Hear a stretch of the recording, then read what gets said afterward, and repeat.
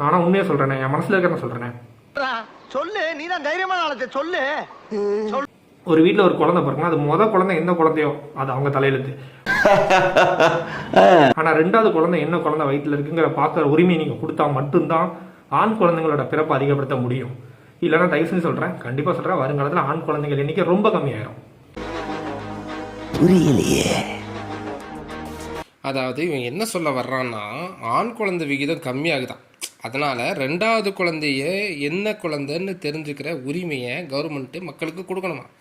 எதுக்குடா அப்படி கொடுக்கணும்னு கேட்டால், அப்போ தான் அபார்ட் பண்ண வசதியாக இருக்கும் அப்படிங்கிறது தான் என்னோடய கருத்து. அதை டேரெக்டாக சொல்லலை, ஆனால் அதை தான் சொல்ல வர்றான். ஏன்டா காலங்காலமாக பொண்ணு பிறந்தா கொல்லுற ஊரில் இன்றைக்கி தான் கொஞ்சம் கொஞ்சமாக அதெல்லாம் மாற்ற வந்து பொண்ணுங்களை கொண்டாட ஆரம்பிச்சிருக்காங்க.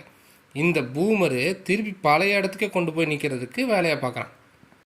அதுக்கு இவன் சொல்கிற காரணத்தை கேட்டிங்களா, ரேஷியோவில் பொண்ணுங்க அதிகமாகிட்டாங்களாம், அதனால் கல்யாணம் பண்ணுறதுக்கு பசங்க கிடைக்க மாட்டாங்களாம்.